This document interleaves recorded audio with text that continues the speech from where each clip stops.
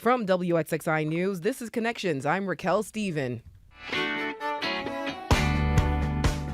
Today, we continue our summer tour of the Finger Lakes with a trip to a place that's a little less traveled and a little less hyped.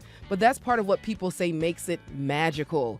Keuka Lake is known as the Crooked Lake for its unusual Y shape, and it's the only lake in the country that flows both north and south.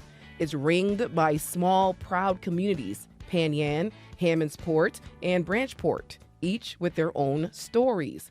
Keuka is where natural beauty, local tradition, and creative spirit all seem to thrive side by side. It's where metal sculptors find inspiration, grape growers experiment with world-class wine, and historians preserve stories that stretch back to Susan B. Anthony and the earliest settlers. Today, we'll explore what makes Keuka Lake unique, from its artistic life to its wine trails to its surprisingly rich and sometimes strange local lore. Joining me today are four people who know the area inside and out. Full house today.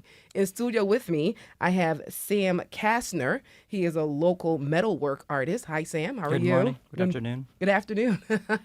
I also have Kyle Pelichek, Director of Programs for the New York State Wine and Grape Foundation. Hi, Kyle. Hi.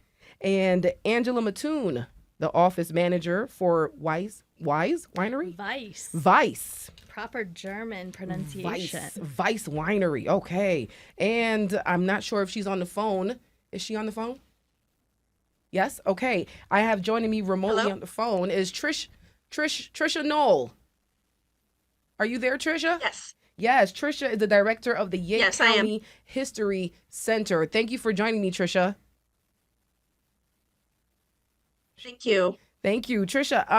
And of course, we're going to go to you first, Trisha, but we want to tell our listeners, if you want to join in on the conversation about Keuka Lake, you can call us at 1-844-295-TALK. That's 1-844-295-8255, or at 585-263-9994. Or you can email us at connections@wxxi.org or comment in the chat section in our YouTube channel. So Trisha, Trisha, are you here with me? Yes. Yeah, I want to start. Can you hear me? Yes, I can hear you clearly. I want to start with you since you're the historian, right?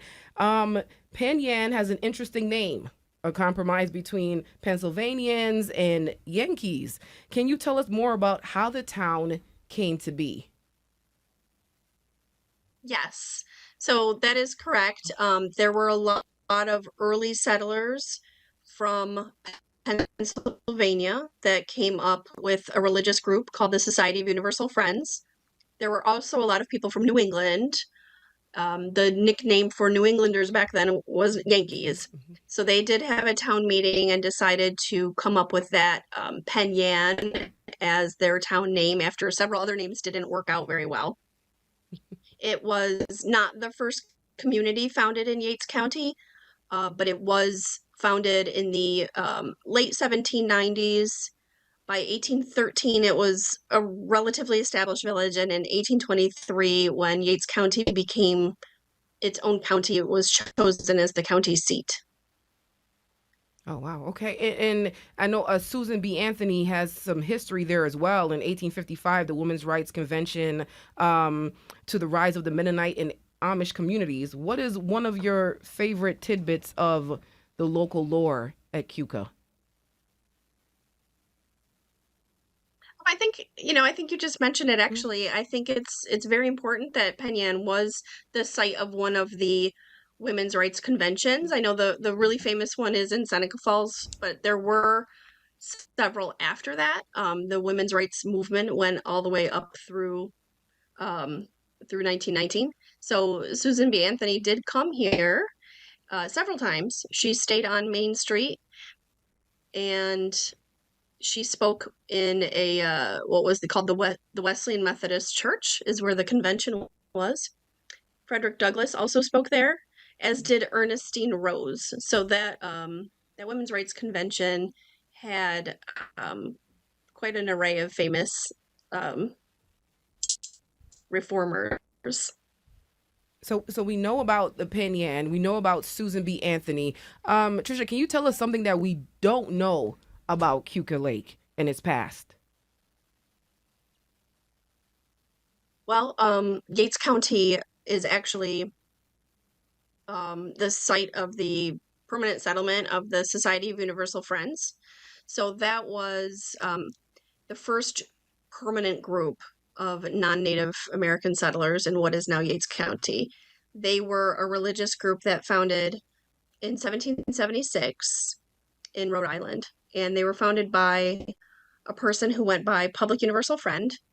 They believed they were inhabited by a genderless spirit, and they collected a group of followers in New England. They moved to Pennsylvania and collected some more followers there.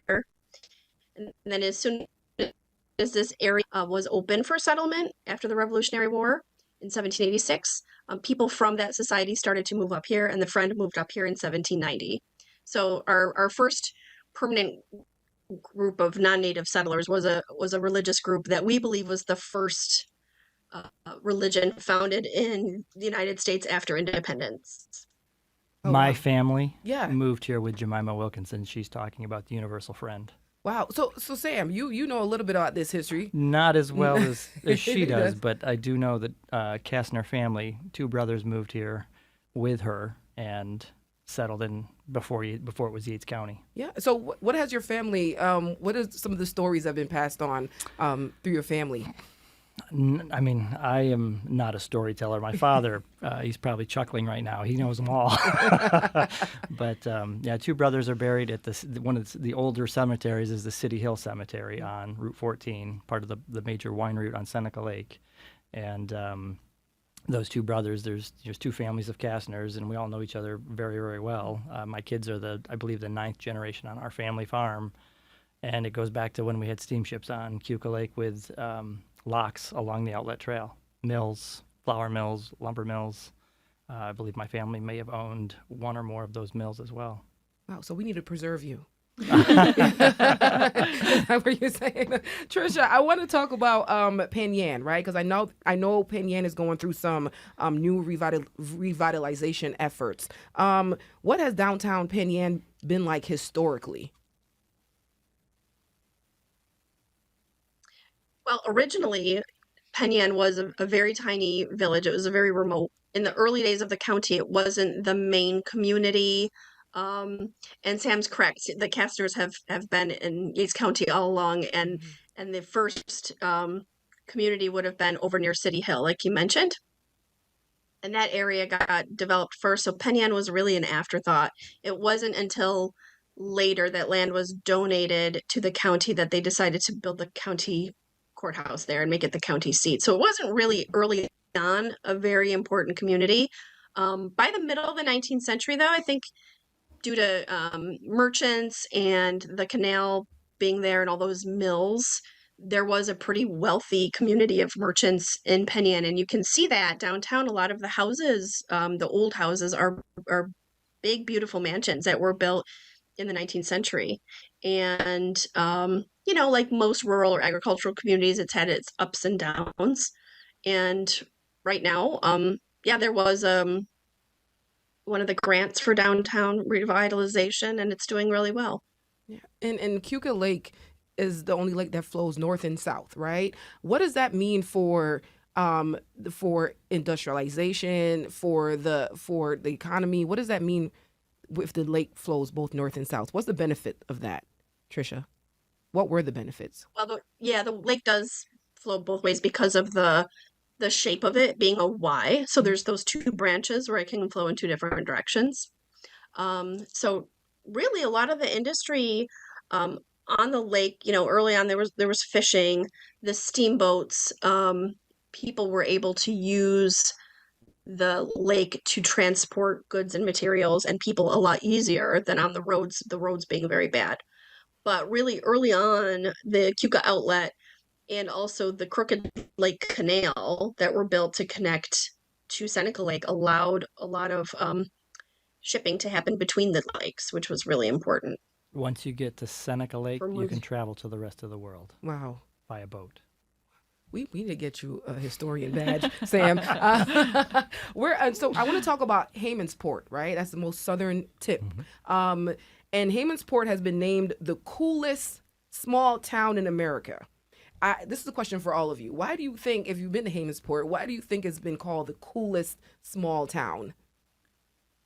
That's going to be hard Hamonsport. for Sam and I because we both grew up in Penn Yan, Yes. but Yeah.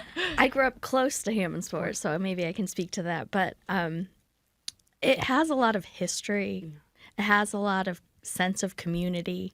It has a gorgeous little park downtown. It has the waterfront. So it has a little of everything that brings people together. And the industries of aviation and grape growing have allowed it to develop into this just really vibrant small community with a lot of sense of pride. Yeah.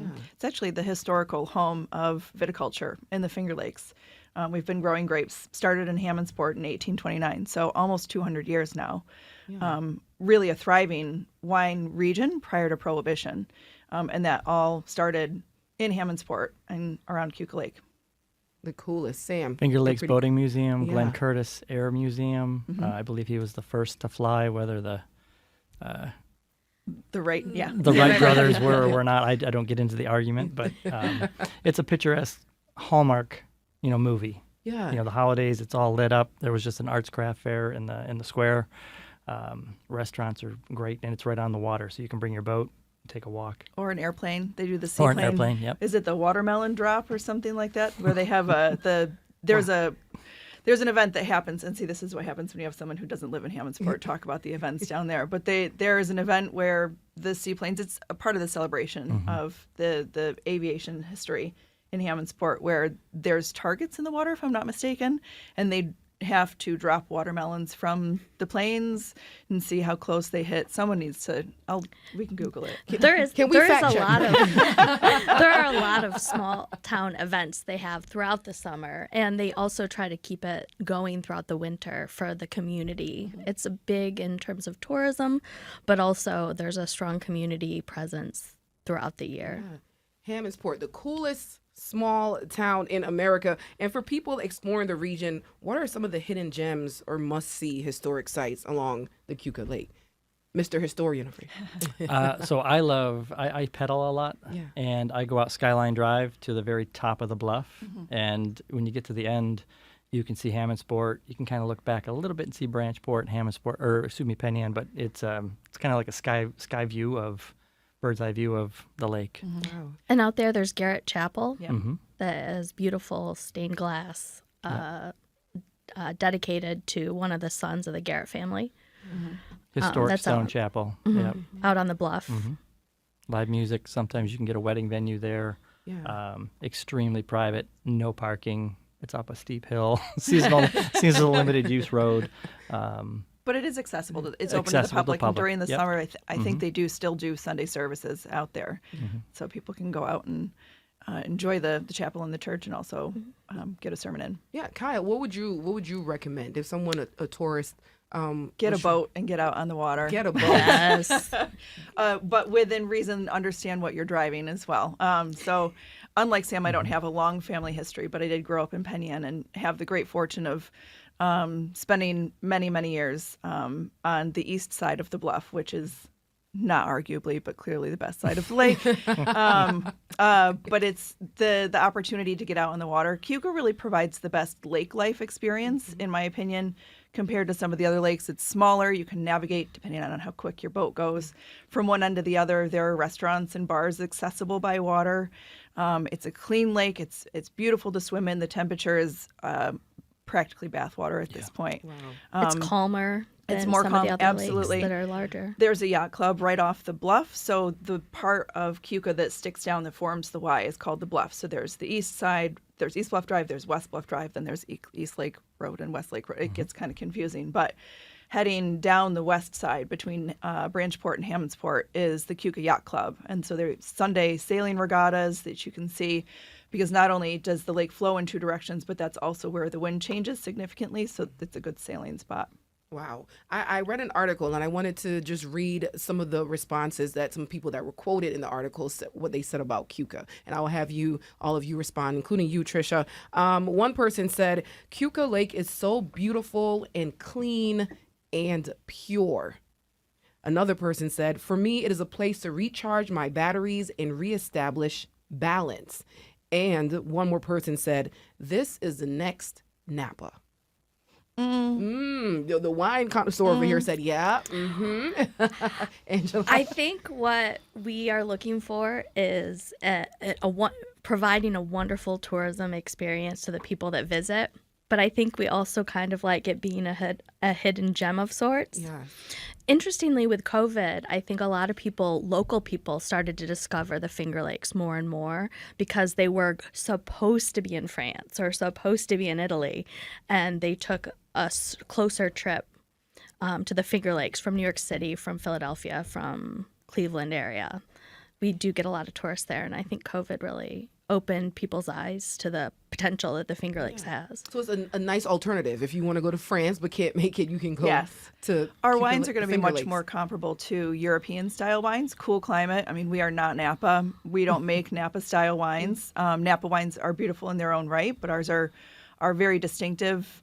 Cool climate wines tend to be higher acid, lower alcohol, more food friendly. So I'd push back slightly on the suggestion of the next Napa. We are the Finger Lakes, the largest wine producing region in New York State out of the 7 different AVAs within the state.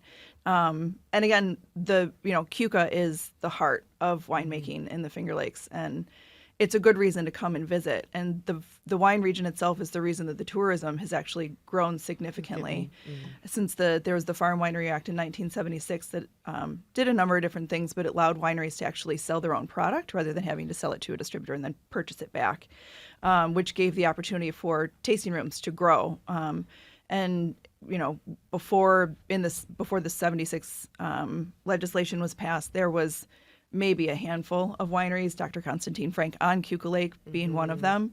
But since then, it's grown significantly. And now we've got probably around 130 wineries in the Finger Lakes in total, quite a few of them on Cuca. And it's the reason that tourism had an opportunity to really kind of develop here. There were, scattered resorts around the lakes before that, but the wine region itself gave the reason to develop more accommodations. We're still working on increasing our culinary opportunities, but yeah. And no one brought a bottle of wine to sample. I would have. I would have too. I'm This so could have been a sorry. great party. I want to, before we go into, we were going to talk a lot about wine a little later on, but I want to talk to you, Sam. Let's talk about art and nature and both big parts of this community. And for those watching on YouTube, I believe we do have some stills of your work, fun. Sam, your metal work. You spent your life making art inspired by nature. That's true. What is it about Cuca Lake that fuels your creativity? So I start every day with, used to be 3 dogs, it's now 2, walking the farm.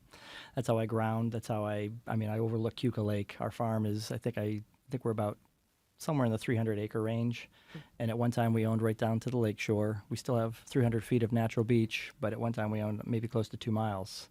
And our own steamship dock, packing house. So you would get produce to the steamships, and it would go to the outlet through the locks to Seneca Lake, and that's how we would sell things. I'm not super familiar with that. It's a long time ago, but someone in the family sold the lower portion of the farm to New York State to put in State Route 54. So the dairy farm, a lot of the big outbuildings were all removed to put in the highway. Yeah. So for me, yes, my studio is probably close to 80 years old. My grandfather built it out of recycled materials. It's really a blacksmithing shop. There's no heat. There's no running water. The doors, when they're open, I'm outside. I work outside almost as much as I work inside.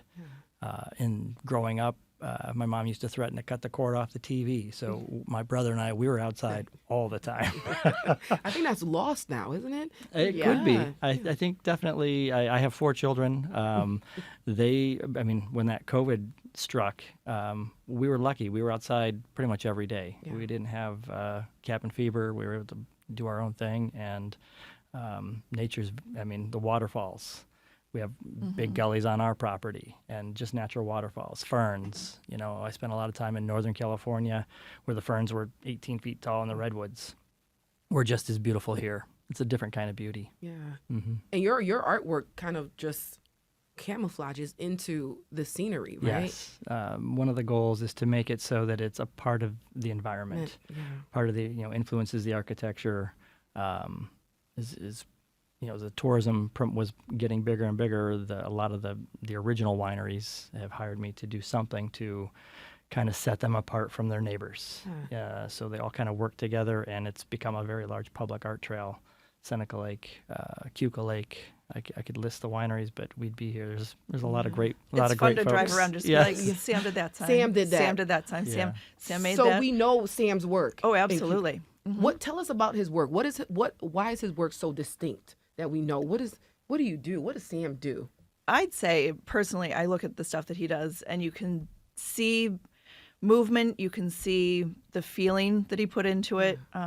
It's obvious that there's a lot of work behind the scenes, working with the folks that he's doing the work for, so that the end product reflects them. I worked for a winery that he did it's not on Keuka Lake, but a very significant gate for, and it's very indicative of the experience that you're going to get at that winery. Fox Run Vineyards. Fox Run Vineyards, yes. Seneca Lake. You can't miss it when you drive down 14. But So you do gates. And I Sam, tell us do what you do. Yeah. A lot of large-scale contemporary work. So the gates at Fox Run are potentially close to 75 feet wide, about 30 feet tall. There's a bit of all the architecture from the original barns, the trees, landscaping. Of course, I think the fox is about 6 foot long, jumping through the landscape.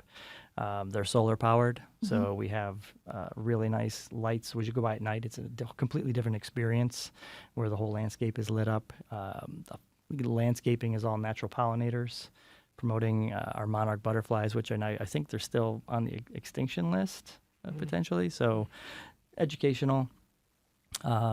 When someone asks, we're able to kind of give some history on what, where, why we've done it. Scott and Ruth were great with the process.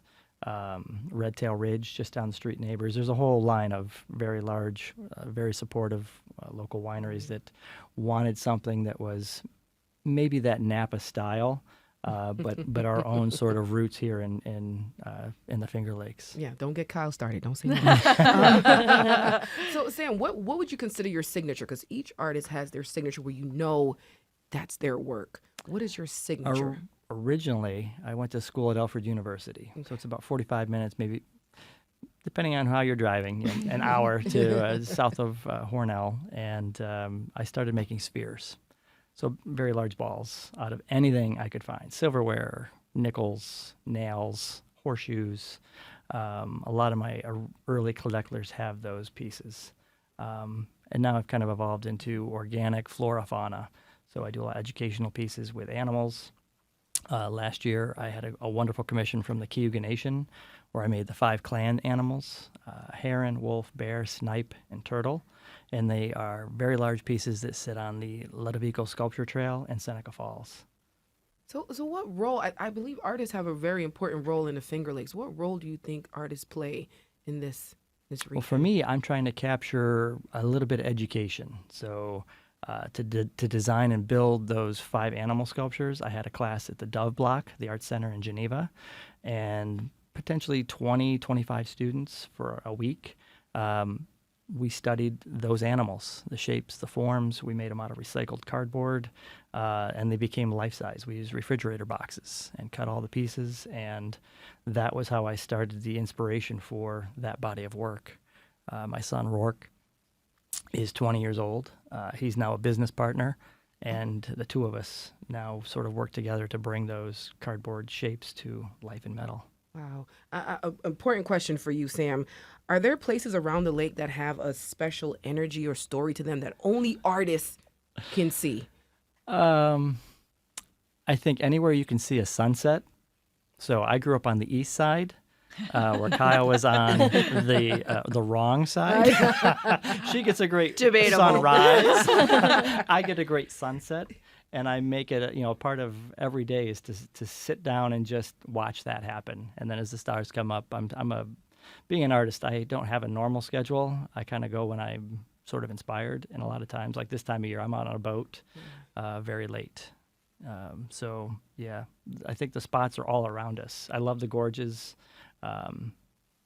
It's just it's magic. Keuka and Penyan both have arts festivals, Yep. and you can see in the artwork displayed that the lakes are a big inspiration. Just the landscapes are stunning. Yeah. And Sam, you're passing this on to younger generations. Yep. Right, One of my how- goals is to sort of evolve the studio into educational programming with high schools, any schools, but I've been focusing on high schools. Why trying is to that important to you? When I was in school, we had tools, and there are minimal to no tools in school anymore. So I believe in Penyan specifically, to go to BOCES, a trade school, you have to have very good grades your junior year. And folks like me that are right brain creative or work with their hands or learn a very different way, that's kind of what I'm trying to catch now is those students that maybe don't know what skills they have because they're not able to experiment with them. And where can we find your work, Sam, so we can? Like a website link, Yeah. samkastner.org. I just had a website put together. My good friend Paulina Garces Reed, local designer. She's been helping me tweak it. It's fantastic. I've never had a website. This is the first month it's been live. I work again. It's through the wineries are a lot of my larger clients, and it's word of mouth. And rumor has it that Albert Paley, Oh. you were his right hand man, right? I enjoyed a lot of time with Albert. Yes. What is something that Albert taught you that continues right now? Well, a lot of times the catchphrase, that was then, this is now. And what we may have started initially has evolved into something else, bigger, better, or with different challenges. So, I really, pretty much anytime I'm working with a group of students, I reference my time with Albert. Yeah. We are talking about the Keuka Lake here on WXXI. We're going to take a quick break, and now we're going to talk about that wine when we get back. Stay with us. Support for your public radio station comes from our members and from Bob Johnson Auto Group, proud supporter of Connections with Evan Dawson. Believing an informed public makes for a stronger community. BobJohnsonAutoGroup.com. And the Seward House Museum. The story of 19th century America unfolds through the lens of William H. Seward with guided tours, American art, and seasonal exhibitions set throughout the historic home and gardens. Tour registration online at sewardhouse.org. And we're back on Connections. And my guest with me, we're talking about Keuka Lake. And here in studio with me, I have Sam Kastner. He's a local metalwork artist. I have Kyle Pelichek, Director of Programs for the New York State Wine and Grape Foundation. And Angela Mattoon, Wine Educator and Office Manager for Vice Winery. I said that right. You did. And on the phone lines or remotely, we have Trisha Knoll, Director of the Yake County History Center. Now, before we get into that wine, my favorite part, I have a comment from someone on YouTube. I'm going to read this comment. You can respond. I wish more Keuka shoreline was protected. It would have been really great if the point of the bluff were left completely wild and accessible with trails and picnic tables. Ooh. Everyone's nodding. Yes, it's completely agreeable. I think my family owns one of the larger natural beaches at least on the east side. I don't know about all of Keuka Lake, but close to 300 feet. But this is like Lake Tahoe. Development happens and it happens fast. And without proper zoning, which is hard to define what is proper, what is accurate, what is correct. It's a beautiful place. And as the tourism goes up, the amount of people during the pandemic, you couldn't buy property on Keuka Lake. It wasn't, I'm not going to say it wasn't for sale. It just might not have been a public sale. Yeah. It's going fast and quick. Yeah. I would also, with Keuka Shoreline and the bluff in particular, calling that out for development. I'm going to go back with the history of wine. Again, prior to Prohibition, though the bluff was completely planted in grapes. It's prime, to the shore. Yep, it's prime growing area. The steep slopes offer great air drainage.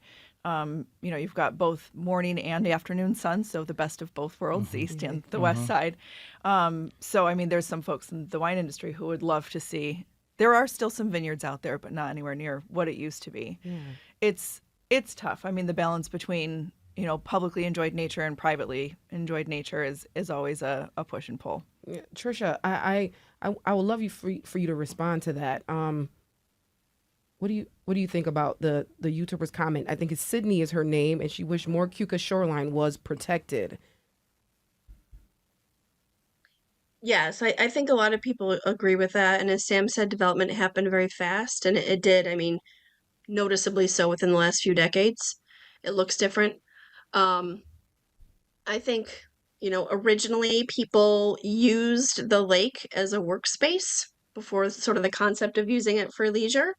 Um, and it wasn't until sort of the late 19th century, 1880s, 1890s, that people started to build cottages. And I think if you look at those early photographs of when cottages started to be built, it's shocking, how empty the lake looks compared to how it looks now. It's one of those things everyone wants to enjoy it, so it gets crowded, and then it's that's hard too because you want it to be natural and you want the trails and the obviously uh, the vineyards, but that is also true. The vineyard area on the bluff has shrunk dramatically.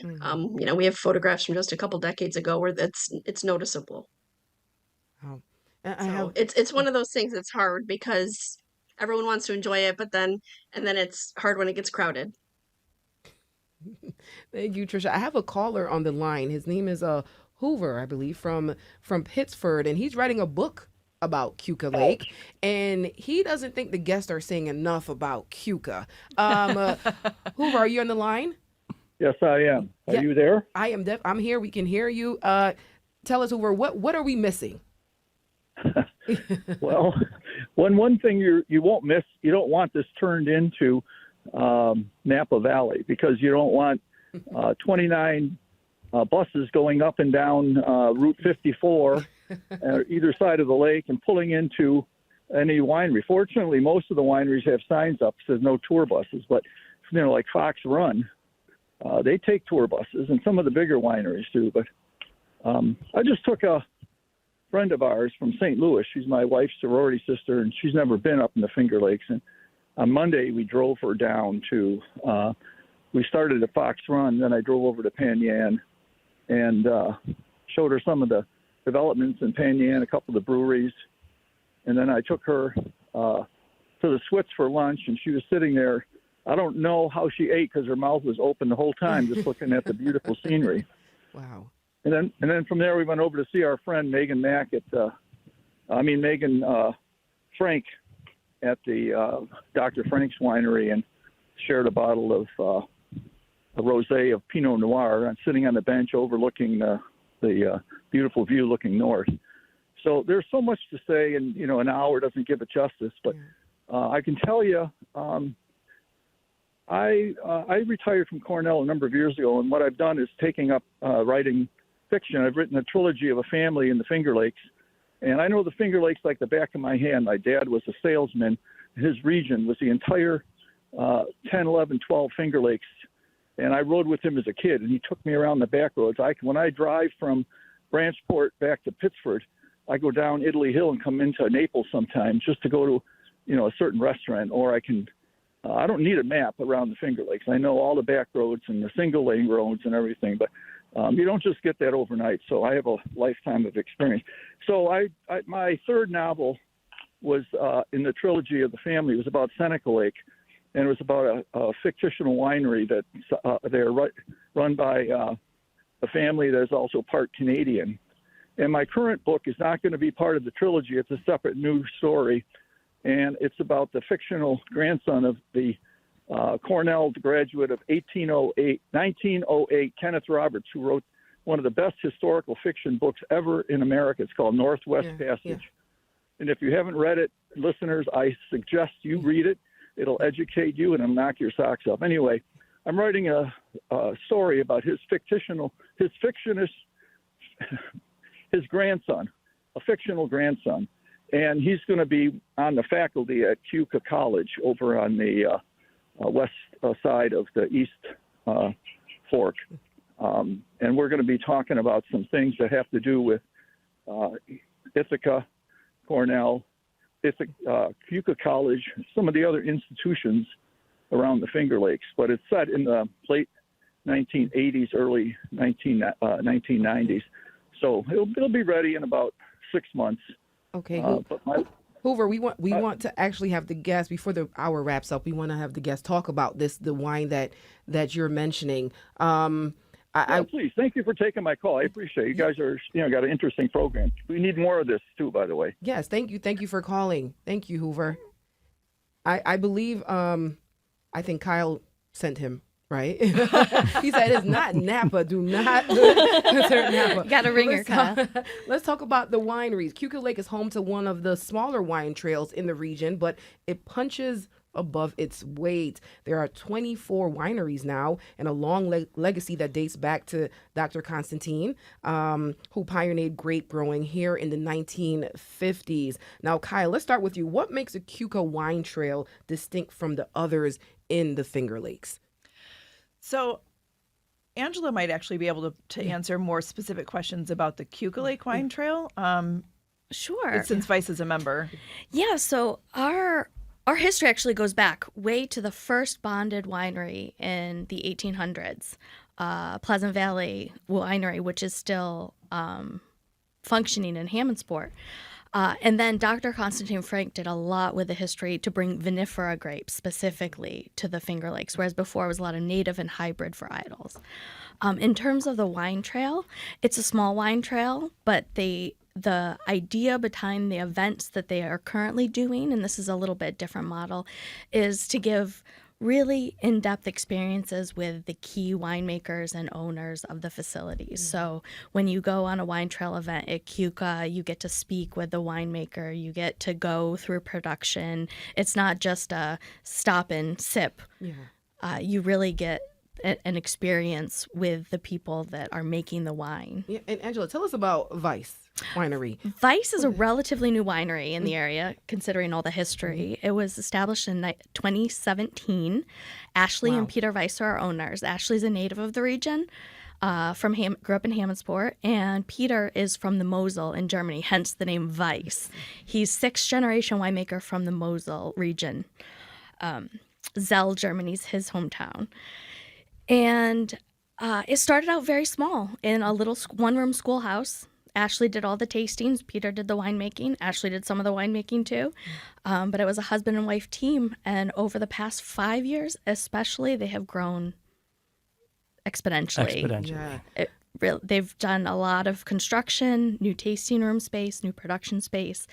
And it's really a different experience compared to when you first came, which was a one-room schoolhouse, no plumbing, very little room. Mm-hmm. I think it could fit like 10 or 12 people, and now we have hundreds of people coming through. Is this the second year in a row for the best winery? Yep, and we just received word that we won Winery of the Year in the New York Wine Classic that the New York Wine and Grape Foundation holds for New York State wineries.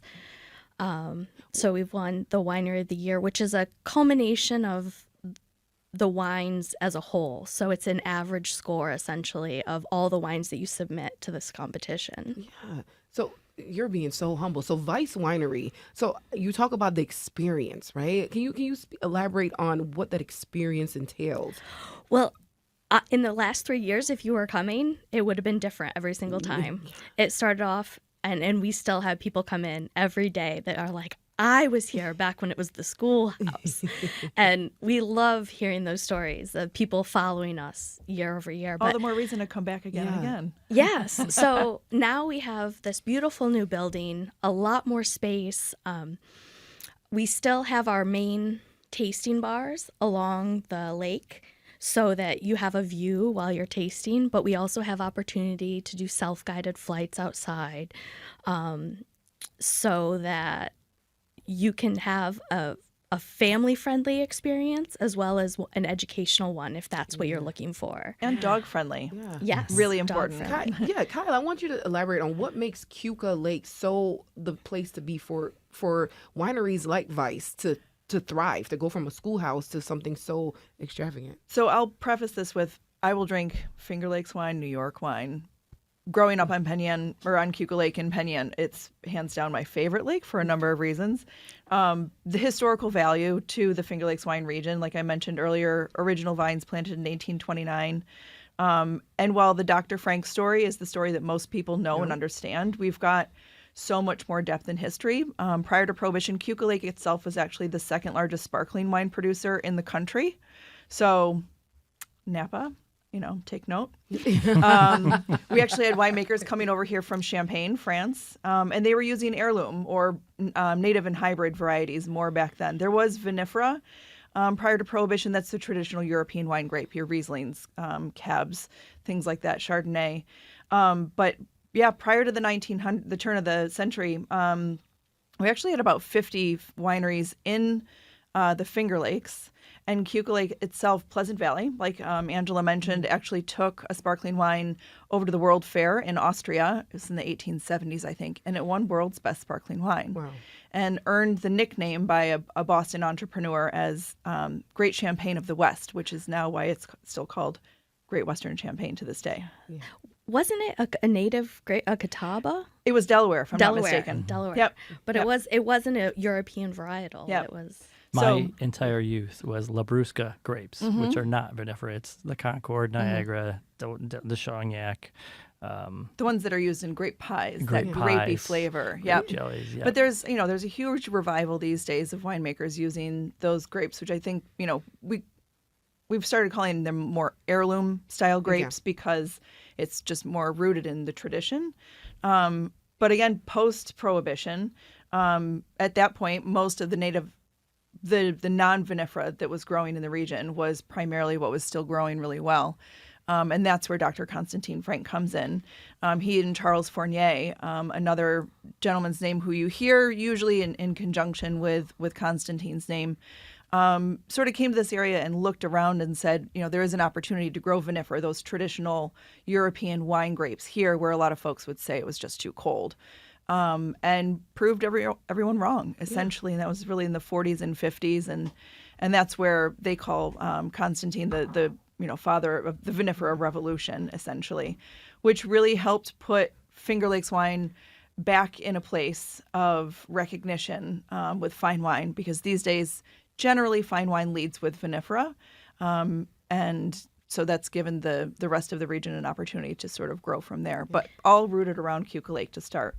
Interesting enough, the history of using Labrusca and heirloom varietals, Cornell University has an experimental station in Geneva where they are working to develop hybrid grapes that have both the native resistant qualities and hardiness and the vinifera qualities for winemaking. Cornell has a wonderful program for that. So there's a lot of educational and agricultural experimentation going on in the Finger Lakes as well. And that's where Constantine worked when he first came to the region, and where he met Charles Fournier, and where they sort of decided to head off on their own to prove everybody wrong. See, the more we talk about this, the more I start becoming resentful that we don't have any samples, right? Right. Yes. I'm going to bring you some. Yeah, thank you. Now, the Finger Lakes, we know the influence worldwide, but is the wine culture here in the Keuka Lake more personal or intimate? Absolutely. We're striving for a high class experience, but in a laid back, casual manner that's accessible to everyone.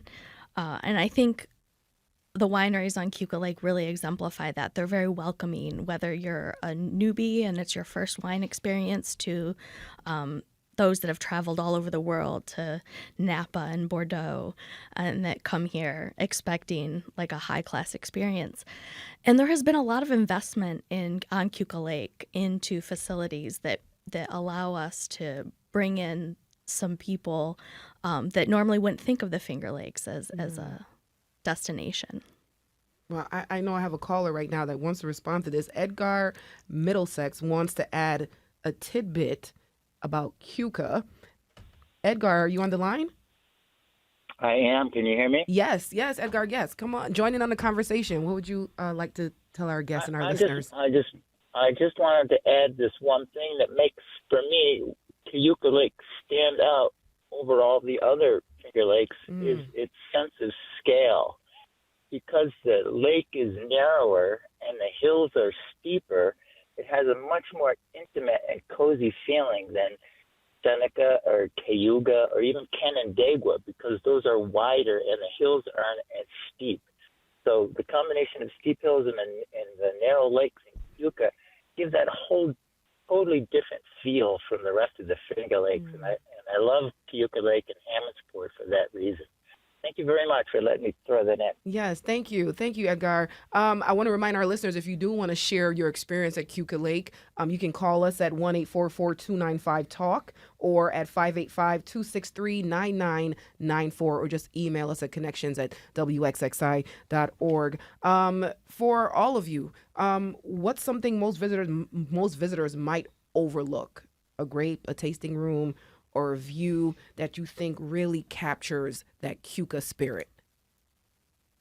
I would grab a bottle of sparkling wine from Vice, from Dr. Frank, from Keuka Spring, from any number of different places. I would head to Penn Yan, and I would go to Seneca Farms, and I would order their fried chicken. And I would go sit in a picnic bench at Indian Pines. And I would, well, you probably can't open the wine outside, but sparkling wine and fried chicken, that's a pretty good combination, and it's just straight up classic Keuka Lake. I'm hanging with Kyle. Absolutely. What do you think, Angela? I love the southern tip of the lake, Hammondsport. I would take a walk around the downtown, make my way down to Depot Park, and make a little picnic there. Beautiful views of the lake. You can see it all the way down to the bluff. And it's just a really idyllic small community that you can just wander around and take in the small town feel. I love how you romanticize Keuka. I am definitely taking a trip there. And Sam, as the artist, I know you know where all the great views are. Yeah, I do. I know all the good views. All the great I'm views. currently designing the entrances to the Saunders Finger Lakes Museum in Branchport. Yeah. Wow. So Is this exclusive information here? this is not exclusive, Okay. but they're Okay. opening. Their Got me goal, excited. last I knew, their goal is to open 2026, Yeah. spring, early summer 2026. So I usually go to Offra's and I get a sandwich and some kind of a specialty drink, homemade sandwich, homemade bread, country store on the corner in Branchport, across from Pinckney's Hardware. And they have a spot where you can walk their property out to a little gazebo at the very, very tip of Branchport. And that's where I have my lunch. Yeah. But next to it is the state park. So you can bring your boat, camper. They've got hiking trails. I think our local high school team has often had cross-country meets out on the trails. Doesn't the Boating Museum do a kayak from? Saunders has the Finger Lakes, Saunders Finger Lakes Museum has a kayak launch. Yeah. And I don't know if we've missed it yet, but they have a race. It's kind of like a 5K, but they do a race. They do evening paddles under the stars, educational paddles. It's a wonderful, wonderful spot. And Sugar Trisha- Creek. I believe it's Sugar Creek. Sugar Creek. Yeah. And Trisha, we haven't forgotten about you. What's something most visitors might overlook that you think should be a destination? I think in the Keuka region, in Yates County in particular, where my museum is, we have a lot of really unique and rich history. The women's rights movement and the abolitionist movement was just as active in Yates County as it was in other towns in Western New York. My museum here has a lot of information about that and also about the Public Universal Friend, as I mentioned before.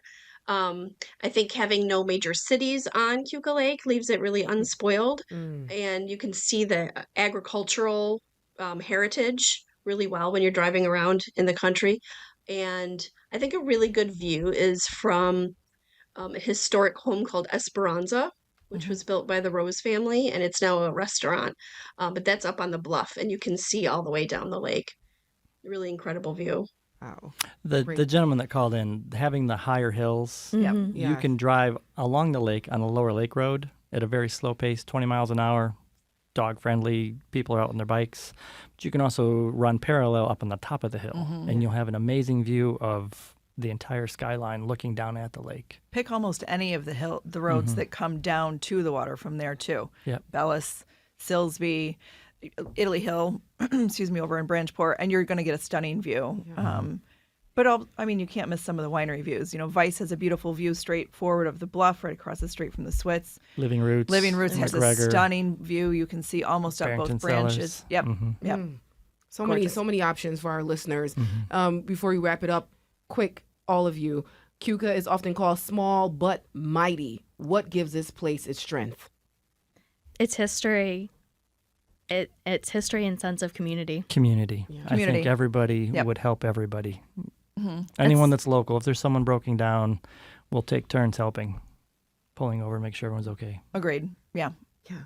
Trisha, what gives Keuka Lake its strength? Small but mighty. Well, I agree with the others. I think there's a very strong sense of community there. There's a lot of people who've been in this area for 200 years or more.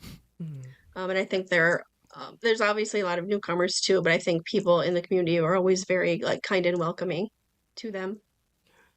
Wow. Small but mighty Keuka Lake. So many options. Vice Winery. Still looking for my samples. I'm going to hold you to that, Angela. I want to thank you all for joining us. Sam Kastner, Kyle Pelichek, Angela Mattoon, and remotely Trisha. Oh, Trisha? Yes? Yes, and remotely we have Yes. join us Trisha Knoll, director of the Yake County History Center.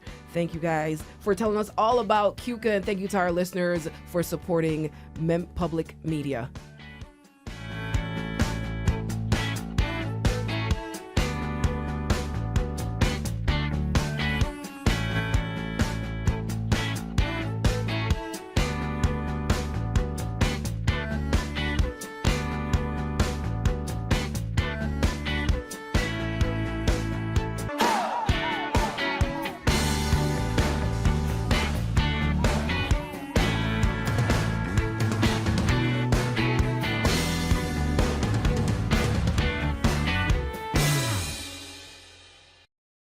This program is a production of WXXI Public Radio.